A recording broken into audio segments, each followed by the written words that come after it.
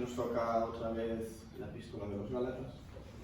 Si os acordáis, nos habíamos quedado en los versículos 18.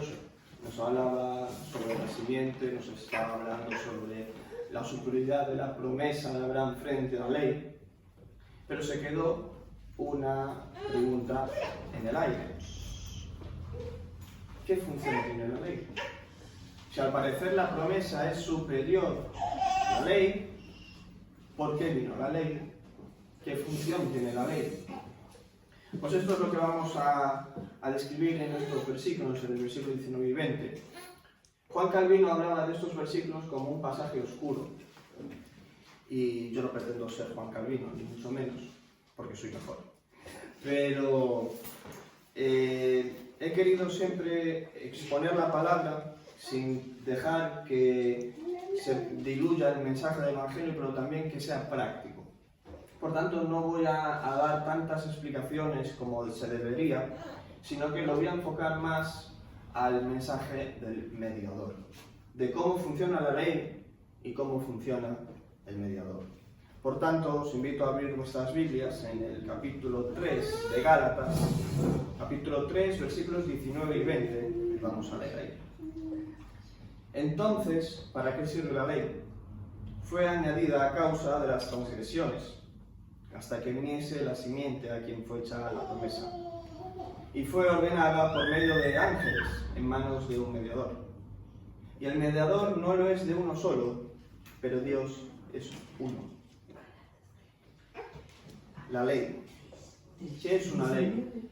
¿Para qué funciona la ley? Las leyes en España, por ejemplo, la ley de tráfico regula lo que podemos y lo que no debemos hacer. Y aquel que transgrede la ley de circulación sabiendo, teniendo el carnet, hace que haya pecado, que haya transgredido.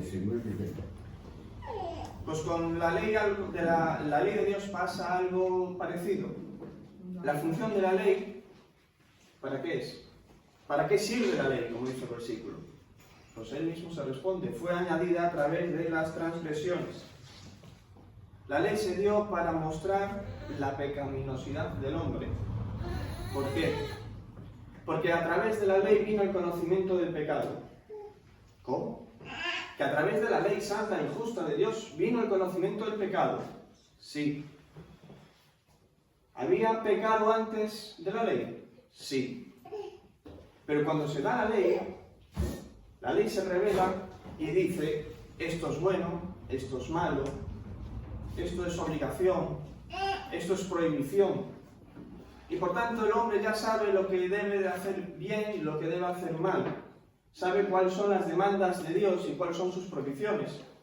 Por tanto, cuando el hombre está transgrediendo, está pecando contra la ley, ya tiene conocimiento del pecado. Y cuando tiene conocimiento del pecado, de esa ley conocida, y la viola, es una transgresión. Por eso fue añadida a causa de las transgresiones. Por tanto, la ley fue dada para mostrar a los hombres cuán desesperadamente pecadores eran. Porque la ley nos mostraba que éramos totalmente pecadores. Las demandas santas y justas de Dios no las podíamos cumplir nunca. Nunca.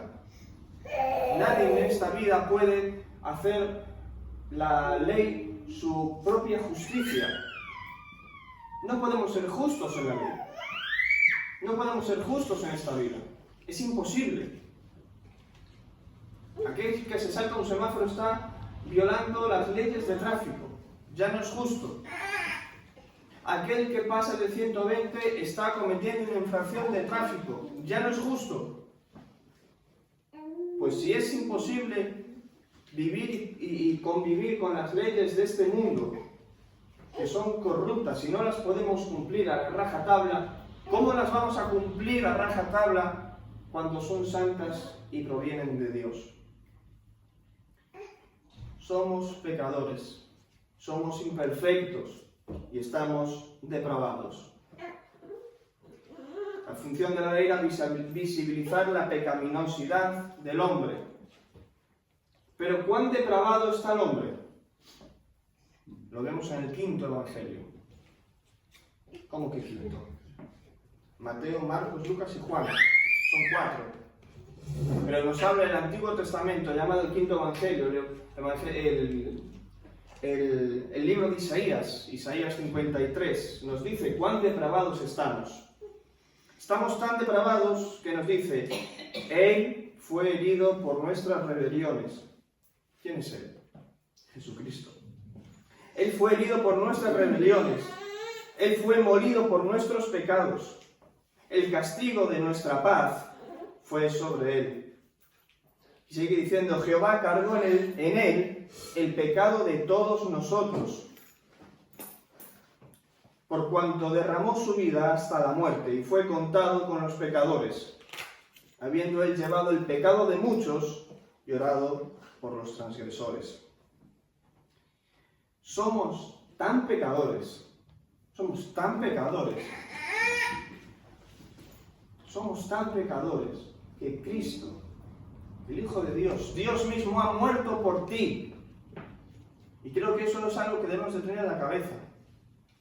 El pecado que nos asedia ha hecho que tenga que morir Dios por nosotros. Somos pecadores hasta lo más profundo de nuestra alma. Estás tan depravado que tus pecados han costado la vida al Señor Jesucristo. Pero también estás tan depravado que siendo una criatura no reconoces a tu Creador. Porque has puesto encima de Dios a algo finito. Has puesto encima de lo eterno a alguien que es finito. Has colocado a alguien, a ti mismo u otra cosa, en el lugar supremo que se merece Dios. Te has escogido a ti mismo o has escogido a alguien por encima de Dios. Y lo malo no es eso, no es escogerte a ti mismo o a otra cosa, sino quitarle esa posición de respeto y de adoración que merece Dios. Fíjate cómo empieza en los 10 mandamientos. No el primer mandamiento, sino la primera prohibición. ¿Cuál es la primera prohibición de la ley? No tendrás dioses ajenos delante de mí. Un dios ajeno puede ser tú mismo, puede ser el dinero, puede ser tantas y tantas y tantas cosas que pones por encima de Dios, que es idolatría. Y Jesús afirma que el primer y gran mandamiento es amar al Señor con todo tu corazón y con toda tu alma y con toda tu mente y con todas tus fuerzas. Amén.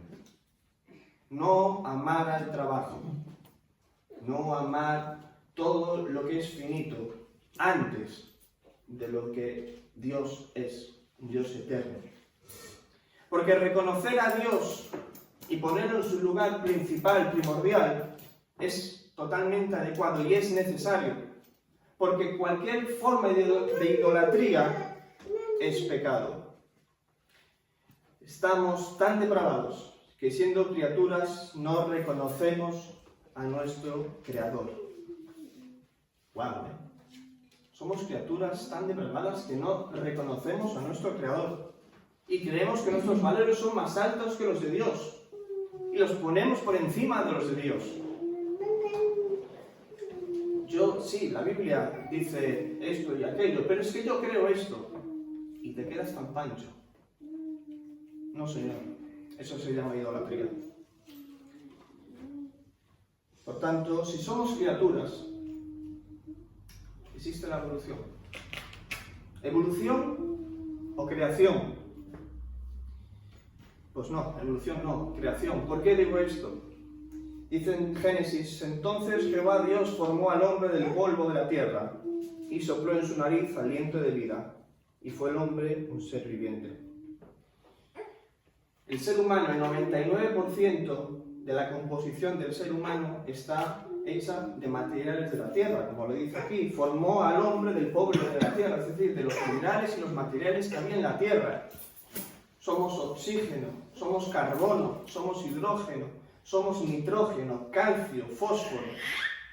Son elementos que podemos encontrar en esa tierra.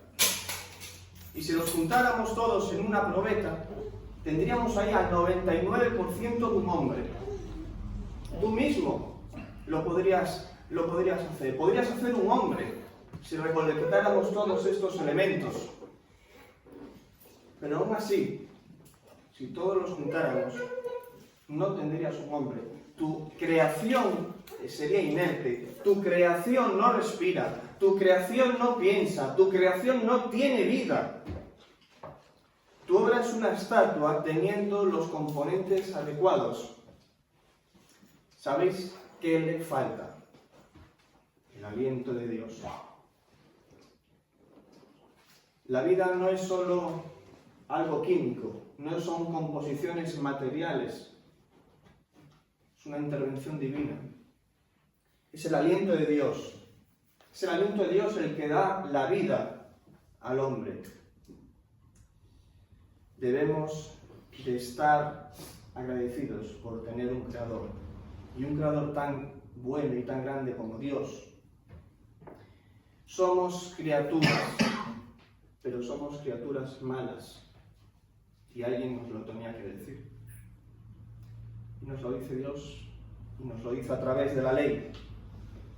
Porque la ley nos está diciendo eso, que somos criaturas, que hay un Creador al que tenemos que adorar, al que tenemos que reverenciar adecuadamente. La ley nos muestra, por tanto, nuestro pecado, que hemos cometido faltas frente a Dios. Nos define nuestras responsabilidades, nos define la obediencia a la que tenemos que actuar. Pero lo más importante que hace la ley es que nos fija en la mirada a un Salvador. Porque la ley tenía el propósito como tenía Juan el Bautista. Si os acordáis, ¿qué hacía Juan el Bautista? Señalar a Cristo, señalar a aquel que no tenía pecado, al Cordero. Juan sabía que no salvaba. Juan no salvaba, y la ley tampoco salva. Los propósitos de la ley y de Juan son señalar a Cristo. La ley actúa como un espejo, en un espejo en el que tú te ves lleno de suciedad, de pecado. La ley es un espejo totalmente. Te miras en ella y dices, estoy sucio, necesito limpiarme, y no me puedo limpiar con mis propias obras. ¿Con quién me puedo limpiar? Pues es eso. La ley está señalando a eso. Está señalando a un Salvador. La ley está señalando que la limpieza, el perdón de pecados, es por la sangre de nuestro Señor Jesucristo. La ley demuestra que sin intervención divina no hay salvación. Por mucho que tengamos el 99% de los elementos enfrascados, si no hay aliento de Dios, no somos criaturas. Pero ¿hasta cuándo puede apretar la ley al hombre? ¿Hasta cuándo puede hostigar y decirnos que somos pecadores? De enseñarnos como ese espejo que estamos sucios. Porque hay un tiempo que la ley tiene que parar. Pues como dice nuestro versículo siguiente, en el 18, hasta que la simiente a quien fue hecha la promesa. ¿Quién era la simiente de la promesa, verdad? Que decía que fuera bendita entre todas las naciones. ¿Quién era esa simiente prometida? Cristo. Por tanto, la misión de la ley concluye cuando viene Cristo, que es la personificación de la gracia y de la verdad. Y por gracia, la ley nos muestra que somos pecadores, pero por la gracia de nuestro Señor Jesucristo nos limpia. Él ha llegado hoy aquí. La ley te estaba mostrando que estás sucio, pero hoy Cristo ha llegado a ti y la ley se ha acabado para ti y hoy solo hay gracia. Solo hay gracia. Y cuando la gracia entra en un hombre, ve que está perdido absolutamente y que necesita el perdón de los pecados, que necesita la luz de su Creador, que necesita el perdón de su Creador. Necesitamos a Cristo, la gracia y la verdad para ser salvos, y no la ley. Y aunque la ley fue ordenada por medio de ángeles en manos de un mediador, ¿por qué? Porque Moisés fue el mediador. Actuó Dios, Moisés, los ángeles y el pueblo. Moisés era un mediador. Moisés mediaba entre Dios y el pueblo. Le dio las tablas de la ley. Pero Moisés no era un mediador adecuado en el sentido de salvación. Tampoco era la ley. Y la ley era buena. La ley es buena. La ley nos dice que amarás a Dios, que debes de honrar a tu padre y a tu madre. Nos dice que no robarás, que no matarás. La ley es santa y es justa y es buena, porque Dios es bueno. Pero lo que no podía hacer Moisés y lo que no podía hacer la ley era perdonar al transgresor. Por tanto, aunque por medio de Moisés vino la ley, la gracia y la verdad vinieron por medio de Jesucristo. Por medio de la ley, por medio de Moisés vino la ley, pero la gracia y la verdad vienen a través de Jesucristo, el cual viene a servir y a dar su rescate por muchos, y a dar su vida de rescate por muchos, no por unos pocos, sino por muchos. La ley puede señalar los pecados, pero no quitarlos. Y esta obra de redención, de quitar los pecados, está reservada al mediador, pero al mediador en mayúsculas, no a Moisés, sino a Jesucristo. Y es un mediador para muchos, porque dice que el mediador no lo es de uno solo. ¿Cómo que no es de uno solo? Porque Dios no necesita mediadores. Dios no necesita un mediador. Un mediador, sabemos, lo entendemos nosotros, que tiene que mediar a veces entre dos familias. Tiene que mediar entre dos familias. O tiene que mediar entre dos personas. Si tú estás enfadado contigo mismo, ¿para qué vas a necesitar un mediador? Te arreglas tú mismo. Entonces, si Dios no necesita un mediador, ¿quién lo necesita? El hombre. El mediador viene a causa del hombre. Porque el mediador no lo es de uno solo. El mediador no interviene solamente por Dios. El mediador necesita dos personas, Dios y el hombre. Pero si Dios no necesita ese mediador, como que estoy repitiendo, para que os deis cuenta, lo necesita el hombre. Lo necesita el hombre. Y ese hombre puede estar aquí hoy y ahora. Y gracias que hay un mediador. Porque tú necesitas un mediador. No lo necesita Dios, lo necesitas tú. Y no necesitas a Moisés. Necesitas a Jesús. Necesitas un mediador que te salve. No que solo te muestre lo malo que eres. Necesitas un mediador. Necesitas esto. La cruz. La cual puede salvarte. Y la cual te salva si crees en Él. Aquí está tu mediador, aquí está Cristo. Haz lo tuyo. Pero si todavía no estás convencido y dices, no necesito un mediador, no necesito un salvador. Jesús, ¿te necesito realmente? No te necesito, Jesús. No necesito un salvador. Pero que es que esto de aquí opina lo contrario. Sí necesitas un salvador. ¿Por qué?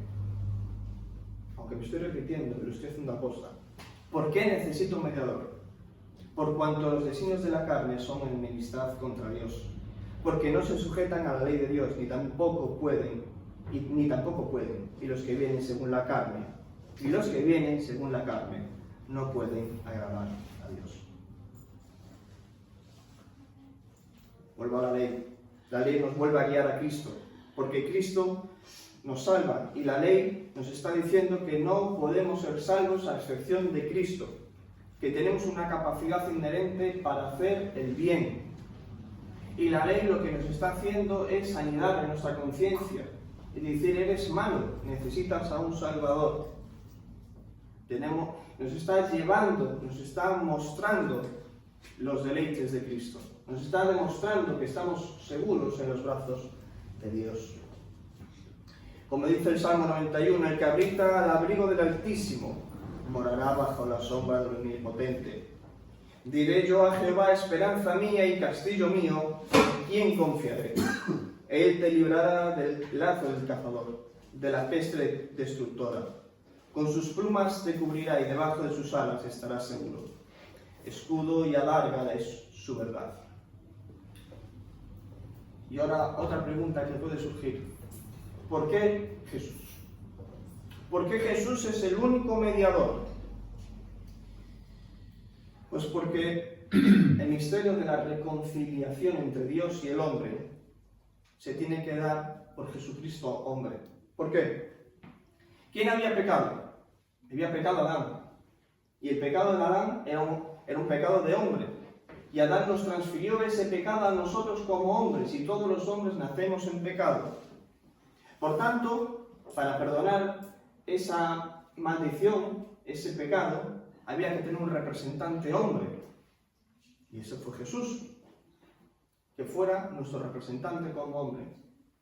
Pero también tenía que ser una persona que fuera Dios, porque era el único que podía cumplir las exigencias de la ley a la perfección. Por tanto, la persona de Jesús, con sus dos naturalezas, es la única que nos puede redimir. Una persona, dos naturalezas, lo que se llama la unión hipostática. Jesús no era mitad Dios y mitad humano. Dios era totalmente Dios y totalmente humano. Por tanto, es la persona de Jesucristo la que tiene la llave de la redención, la que puede salvarte. El hombre peca, por tanto, debe de reconciliar otro hombre. Si un ángel hubiera pecado, tenía que haber salvado un ángel. Por tanto, la persona de Jesús como hombre es nuestro representante. Y además como hombre puede compadecerse de nuestras debilidades, porque es un varón quebrantado en dolores. Sabe lo que pasamos. Él ha pasado calor, ha pasado frío, ha pasado sueño. Ha llorado, ha sudado gotas de sangre, ha tenido sed, ha tenido dolor. Él es nuestro representante, sabe cómo nos movemos, cómo pensamos, sabe lo que nos duele. Él es nuestro representante, Él es nuestro Dios. Y qué maravilloso es que Dios se haya encarnado, que haya venido a la tierra a morir por nosotros. Las dos naturalezas son necesarias para la redención. Iglesia, si te has dado cuenta de tu pecado, que tienes una deuda insalvable con el Señor, que no puedes pagarla tú mismo, que no puedes ser tú tu propio redentor, que no puedes ser perdonado en otro, no puedes ser perdonado en Mahoma, no puedes ser perdonado en Buda, no puedes ser perdonado en ti. Pues sí necesitamos a un Salvador, sí necesitas a Cristo, como preguntaba antes. Porque de tal manera amó Dios al mundo, que ha dado a su Hijo unigénito, para todos aquel que en él cree no se pierda, mas tenga vida eterna. Porque solo hay un Dios y un solo mediador entre Dios y los hombres, Jesucristo, hombre, el cual se dio a sí mismo en rescate por todos, de lo cual se dio testimonio a su debido tiempo. El que tenga sed, venga, y el que quiera, tome del agua de la vida gratuitamente. Una aplicación, y ya lo dejamos. Una aplicación primero para la Iglesia. No subestimemos la gravedad del pecado. La ley nos está recordando que somos salvos por gracia, no por las obras de la ley. Y eso nos tiene que tener un sentido de tener los ojos como un mendigo y la mano extendida en señal de que solo Dios nos puede dar algo. Somos mendigos esperando a Cristo, pero Cristo no nos da simplemente unas migas, Él nos da todo un banquete. Él nos da todo un banquete. Acordaros de las bodas del Cordero. Él nos da un banquete, pero debemos de mirar hoy aquí a Cristo con ojos de mendigo, para poder disfrutar de ese banquete celestial en los cielos. También para la Iglesia, vive como un pueblo de gracia y no de ritos.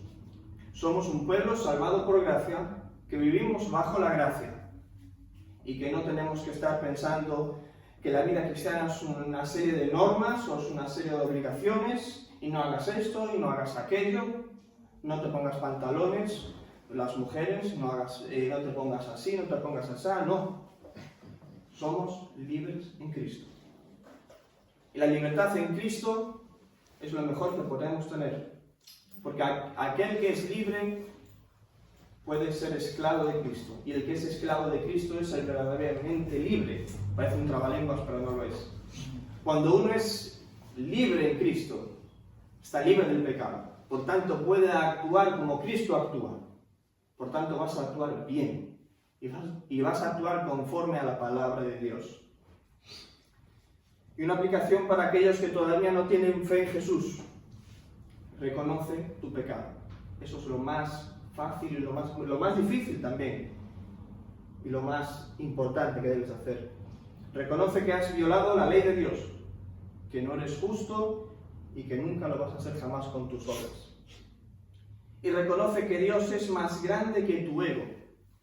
Ese ego que es tan grande, pero que Dios es inconmensurable.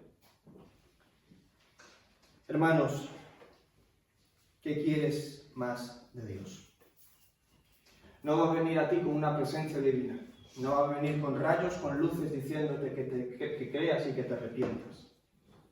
El Señor llama a través de personas imperfectas, a personas que son vasos de barro feos, pero que tienen dentro el tesoro del Evangelio que tú puedes beber hoy aquí.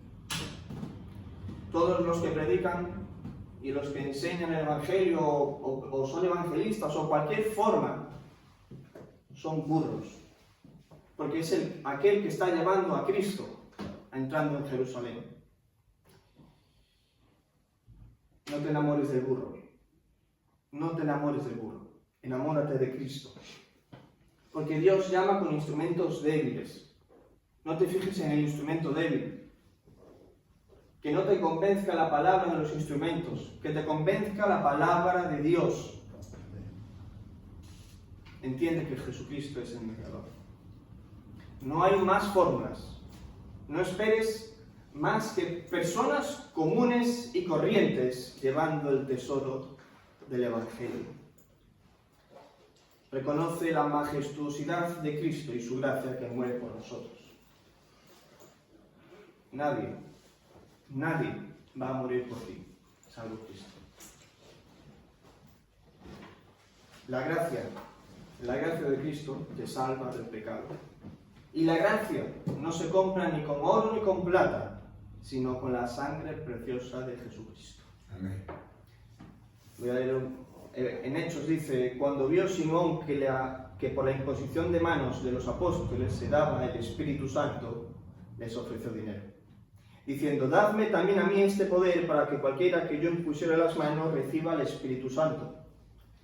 Entonces Pedro le dijo, tu dinero perezca contigo, porque has pensado que el don de Dios se obtiene con dinero. No tienes tú parte ni suerte en este asunto, porque tu corazón no es recto delante de Dios. Aquí habla de dinero, pero podemos pensar también por obras de la ley, por el ego.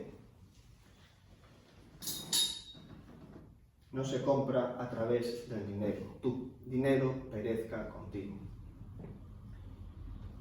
Pero como Pedro dijo en Hechos, te digo, no tengo oro ni tengo plata, pero lo que tengo te lo doy en el nombre de Jesucristo de Nazaret. Levántate y anda.